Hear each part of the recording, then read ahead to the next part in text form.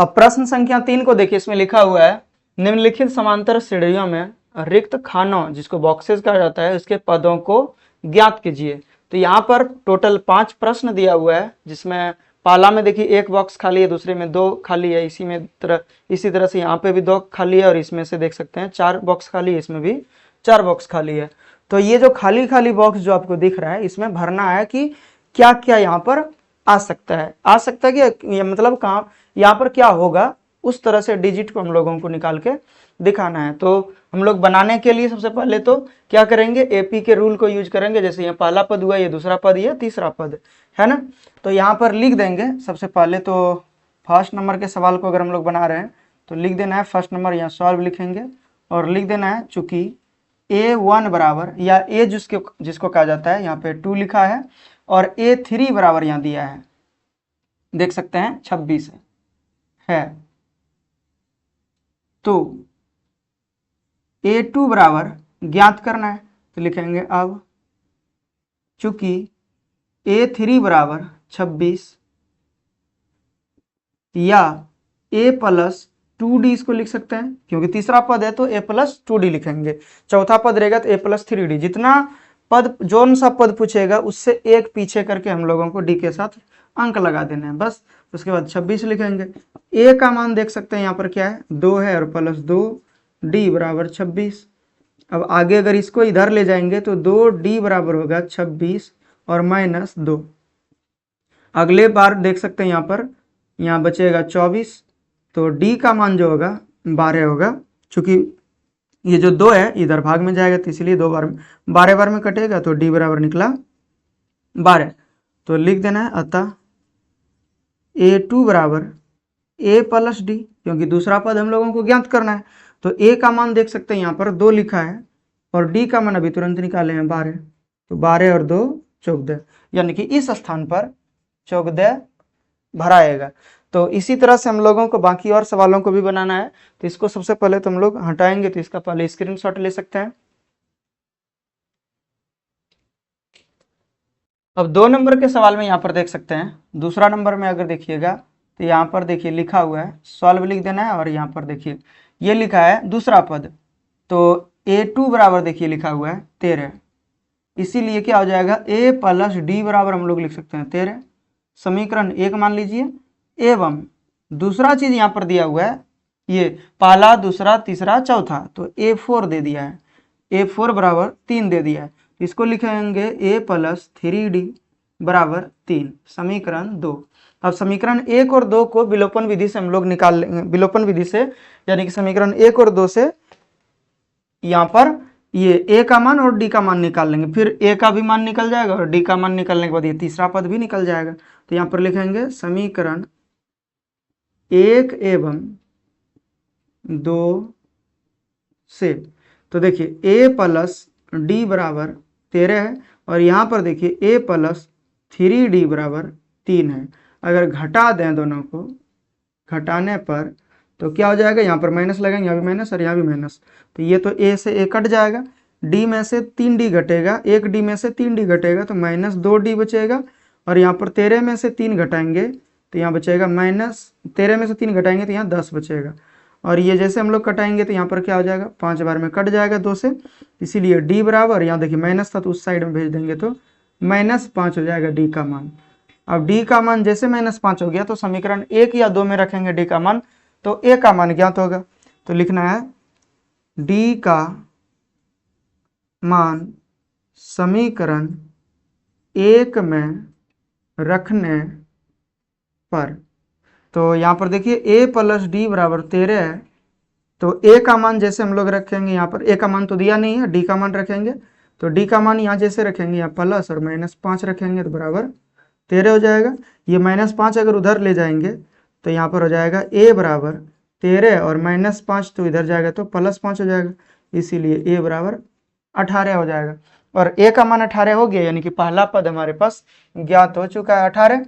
अब ये तीसरा पद चाहिए, पहला दूसरा तीसरा, A3 निकालना है। तो लिखना है, यहाँ पर लिख देंगे अतः A3 बराबर A प्लस 2D।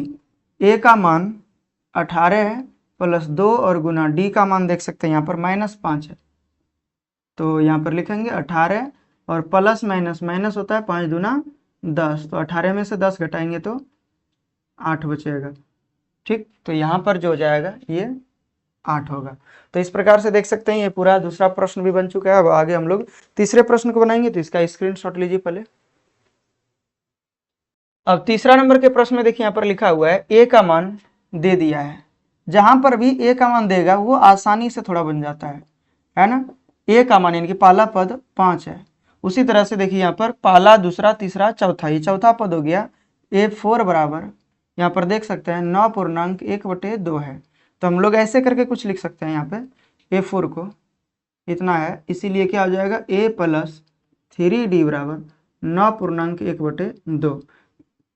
अच्छा, इसको इसीलिए लिखें या तो या लिखें, कोई तरह का दिक्कत नहीं है। अब आगे हम लोग जैसे इसका वैल्यू बिठाएंगे 5 + 3D बराबर 9.1/2 हो जाएगा।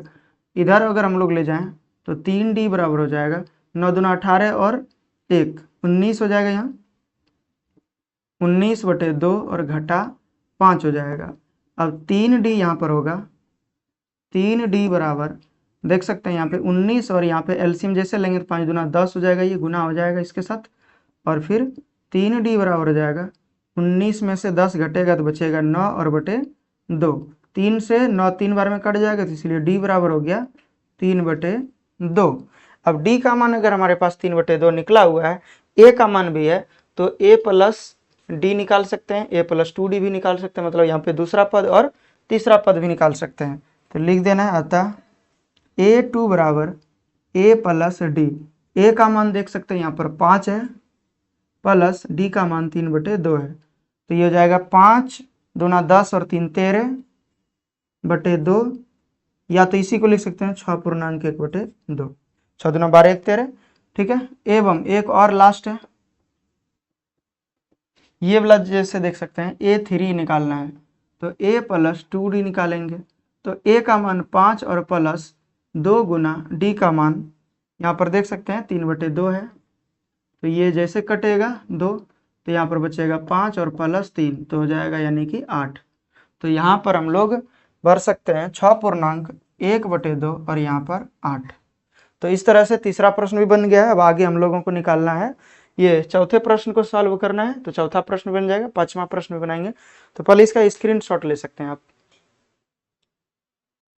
चौथा प्रश्न में भी यहाँ पर देख सकते हैं लिख दिया है A बराबर, तो A बराबर दिया है -4, और यहाँ पर देखिए पहला पद ही हो गया, दूसरा, तीसरा, चौथा, पांचवा, छठा, इस तरह से गिन लीजिएगा आप भी।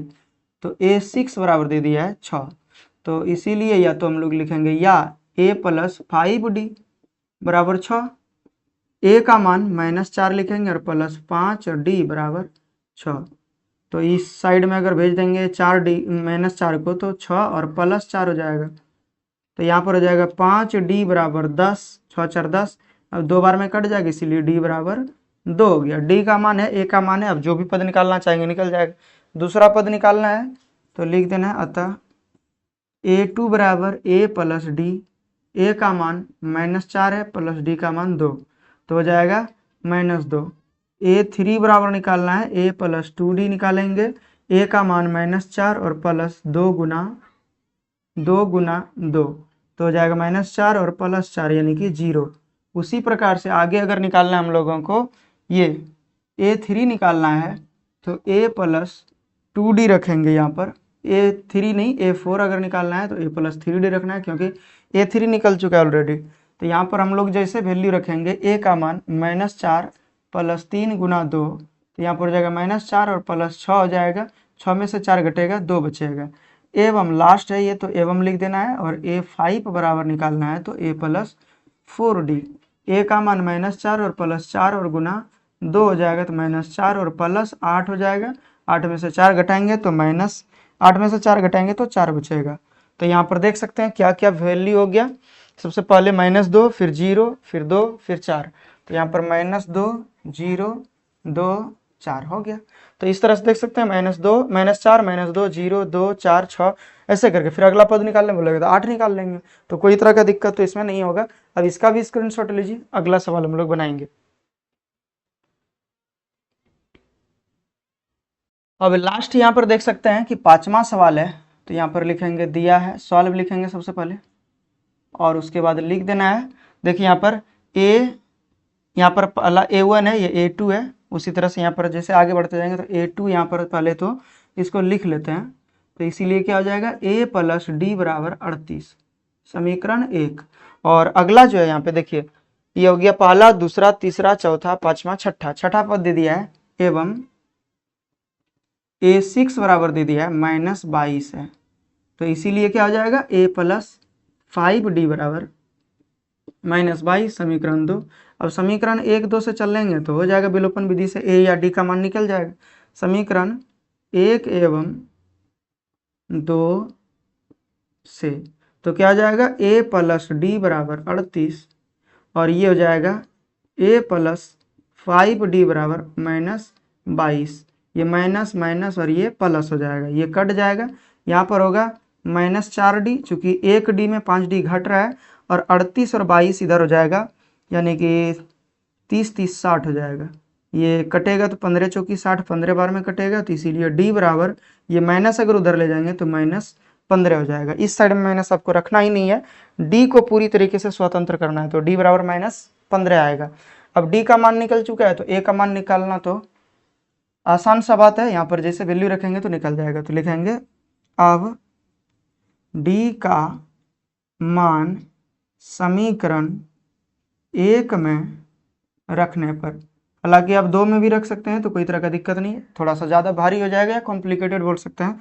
तो यहाँ पर देख सकते हैं क्या था, A प्लस डी बराबर अच्छा यहाँ पे 38 था, तो 38 लिखेंगे, A का मान तो नहीं है हमारे पास, प्लस D का मान -15 ब्रैकेट में लिखना है, चूंकि यहाँ पे पहले से प्लस है, अरे ये जो D का मान आया वो माइनस में आया। अब करना क्या है, तो इस साइड में ले जाना हम लोगों को, A बराबर 38 और प्लस में 15 आ जाएगा, चूंकि माइनस में इधर तो उस साइड में जाएगा तो प्लस में, इसीलिए A बराबर हो जाएगा 15 और 38 8 5 13 का 3, 4 और 1 5, 3 और 1 4 और 1 5, 53 हो जाएगा, यानी कि A का मान 53 हो गया। तो A का मान यहाँ पर हम लोग लिखेंगे सबसे पहले 53 और उसके बाद वैल्यू को बिठाते जाएंगे, तो ये तीसरा पद निकालना है, तीसरा पद, चौथा पद और पांचवा पद निकालना है, तो A3 निकालना है, तो A प्लस 2D होगा। A का मान देख सकते हैं 53 है, प्लस 2 गुना -15, तो 53 और माइनस यहाँ पे, यहाँ प्लस है यहाँ माइनस है, प्लस माइनस माइनस, 15 दूना 30, तो बचेगा माइनस, माइनस नहीं बचेगा, ये 53 में से जैसे 30 घटाएंगे तो 23 बचेगा, तो यहाँ पर हम लोग लिखेंगे 23। फिर अगला जो होगा A4 होगा, यहाँ लिख देना है अतः, क्योंकि लास्ट स्टेप हम लोग निकाल रहे हैं, जो वैल्यू पूछा था वो निकाल रहे हैं, तो अतः लिख सकते हैं। A4 बराबर निकालना है तो A प्लस 3D निकालेंगे, तो A का मान देखिए यहाँ पर 53 है और प्लस 3 गुना D का मान -15 है, तो 53 और 15 या 45, यहाँ पे प्लस माइनस माइनस हो जाएगा, घटाएंगे तो बचेगा 8, ठीक है, तो यहाँ पर लिखना है हम लोगों को 8। अब यहाँ पे लिख देना है एवं लास्ट स्टेप है, तो ये A5 निकालना है, A प्लस 4D, A का मान 53 है और प्लस 4 गुना D का मान -15 है, तो ये 53 और यहाँ पे प्लस माइनस माइनस हो जाएगा, यहाँ पर देख सकते हैं, तो -15 चौकी 60, यहाँ पे बचेगा माइनस में 7, तो यहाँ माइनस में 7 लिखेंगे। क्या ये सही है, माइनस में 7, ठीक है, तो कोई तरह का दिक्कत नहीं, 15 15 का अंतर भी है, ठीक। तो इस तरह से यानी कि ये पूरी तरीके से प्रश्न 2 नंबर, ये 3 नंबर का बन चुका है। अब आगे इसका स्क्रीनशॉट ले सकते हैं, आगे हम लोग अब चौथे नंबर के प्रश्न को बनाएंगे।